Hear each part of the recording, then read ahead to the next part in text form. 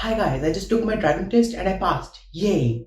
So during my preparation for the driving test, I learned a lot of things about driving that I never knew before, and I wanted to share this with you so that we can become a better drivers, just not for ourselves but for others too. I'm gonna be sharing this with you in my series Drive Safe with Keshav. Today we are gonna be talking about a very interesting topic. The topic is blind spot. So what is a blind spot? A blind spot is an area around a vehicle in which you cannot see other vehicles around you either with your eyes or with your rear view mirrors.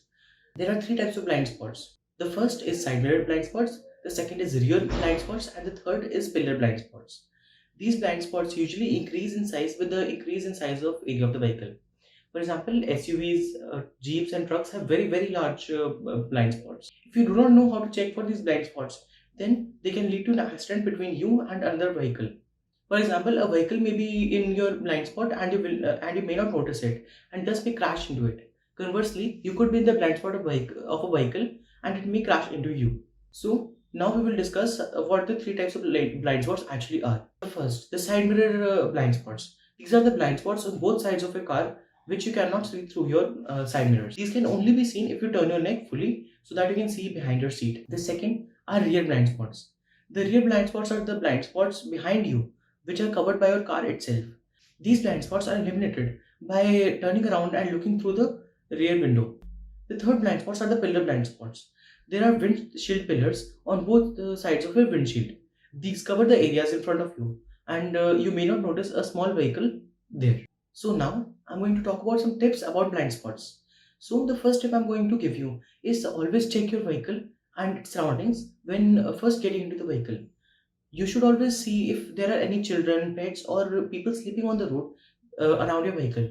And then when you sit in there, you should be aware of these. Never lose your focus or sit casually in your vehicle. The second step is to make sure that your side view mirrors and the rear view mirror is carefully adjusted and you can see behind you at all times. The third step is that you can purchase small blind spot mirrors. These are convex mirrors which actually allow you to see your blind spots, but they should never ever substitute for the fourth step. This step is the most important. This is the over shoulder check. You turn your head a little more than 90 degrees to your right and then see what is behind you. The fourth most important step is to actually turn your head a little more than 90 degrees and look over your shoulder.